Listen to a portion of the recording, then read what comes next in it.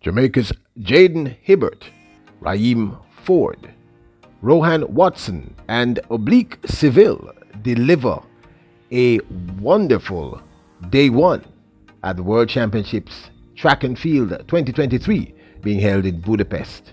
Plus, Femme Kebal's heartbreak.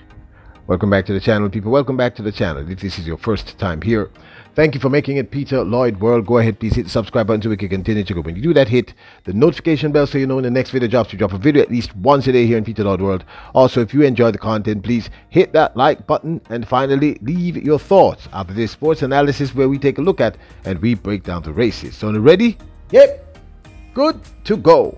Well, Femme Kebal was, I don't know, heartbroken, one would say, when in the finals of the mixed 4x400 meter relays, as she was perhaps 2 or 3 meters away from the finishing line, trying to keep off the fast closing American anchor.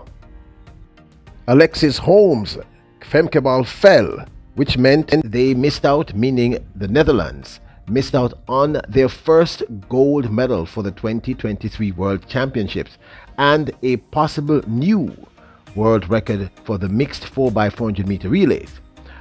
Both titles which were scooped up by the Americans once Femme Kebal got up.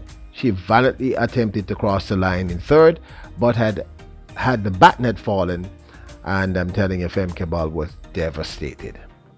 The American mixed 4x400 meter relay team, comprising of Justin Robinson, Rosie Effiong, Matthew Bowling, and Alexis Holmes, walked away with the gold medal, as well as delivering on their promise of setting a new world record in the 4x400 meter mixed relay event. That time was 3 minutes 08.80 seconds. Great Britain came second, and the Czech Republic came third. And of course, unfortunately, Netherlands was marked as did not finish.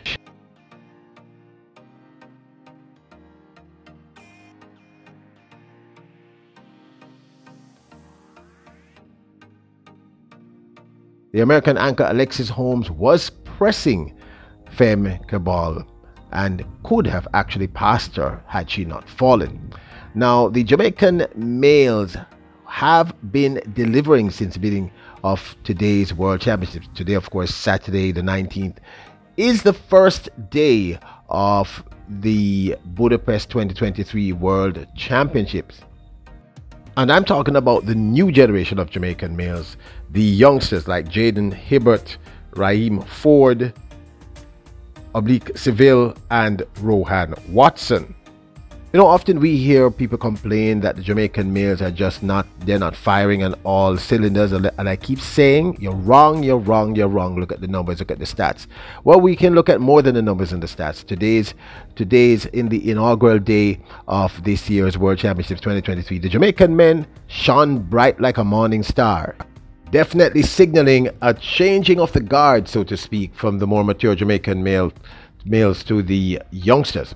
Now, first up, Jaydon Hibbert closed out the qualification segment of the men's triple jump with a fantastic jump of 17.70 meters. He enters the finals as a clear favorite to win with the longest jump.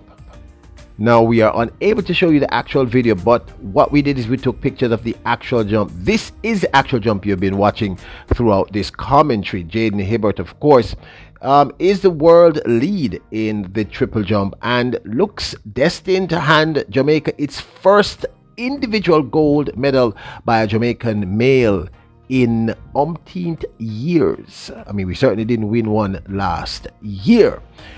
Then Ryiem Forde made it through to the semi-finals, placing second in his heat behind Zarnell Hughes of Great Britain. For clarification, this was in the heats of the men's 100 meters. Darnell Hughes ran a time of 10 seconds flat to win this heat, with Jamaica's Ryiem Forde running 10.01 to take the second spot. He looked good doing so. And the national champion in the men's 100 meters, Rohan Watson, also delivered, taking second also in his heat. And he will be heading to the finals after running a time of 10.11 behind Japan's Sunny Brown, who won in a time of 10.07. Not to mention the spectacular run, the fastest qualifying time out of the men's 100-meter heats going into the semi-finals. Jamaica's remarkable Oblique Seville, who we have been saying is the only Jamaican we think out of this group who should be able to make it to the podium. Oblique Seville ran and equaled his personal best time of 9.86 after numerous failures to launch in terms of his particular heat, which I think was heat number 5. He was running against Fred Curdy, last year's gold medalist in this event, the men's 100 meters. Curdy ran 9.99 to take the second spot behind Jamaica's Oblique Seville, who was cool as a cucumber. Both men clearly easing off the gas pedal at least 20 meters out. 9.86 people. That's serious running. Those pictures were from the actual event. Now this, of course, is my 2 cents.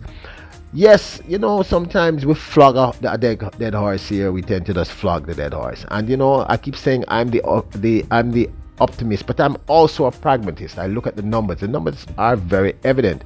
For several years, we had almost no Jamaicans running sub 45. Now we have about 4. That's sub 45 in the 400 meters. We have never had a triple jumper of the caliber of this young man, Jaydon Hibbert, who is clearly the best in the world as we are currently speaking. And I think we'll deliver our first gold medal tomorrow, Sunday the 20th, from this World Championships in the triple jump. I'm not sure what could possibly happen for him to not win that triple jump gold medal. And it's evident for the first time in a long time we have several young men who are running sub 10 outside of Oblique Seville, then Akeem, and now we have Forde, we have Rohan Watson, we have several. Rasheen McDonald, I think. I hope I'm correct. If that's not correct, please correct me. So the Jamaican youngsters, the young men, we may be witnessing the changing of the guard. They were spectacular this morning. Now, you know, we had a few misses. We had a mixed morning, but I wanted to point out the fact that our Jamaican young sprinters all advanced to the semi-finals with decent times. In fact, one in particular had one of the fastest times for the year, meaning, of course, Oblique Seville. And Oblique Seville looks like his old self again. So I think this is a very, very good look, and I just wanted to do a video to commend these young men. Regardless of what happens after today, I wanted to say that these youngsters, these young men, these young kings really held the Jamaican flag high. We have to give them their kudos, you know. As for the incident with Femme Cabal, truly, people, wow.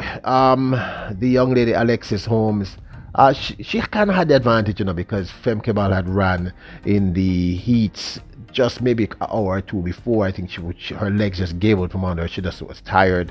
You know, we tend to think of Femme Cabal as some sort of machine, and she isn't. And what the Americans did, because they have such a deep pool, they were able to put 4 completely new athletes to run the final. Talk about depth.